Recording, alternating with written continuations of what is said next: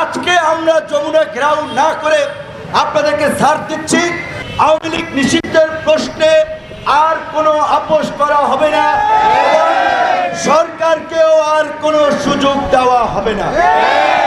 একই সাথে এই যে দুর্বল ভঙ্গুর উপদেষ্টা পরিষদ, এই উপদেষ্টা পরিষদ দিয়ে বিপ্লবী বা গণ অভ্যুত্থান পরবর্তী সরকার চলছে না।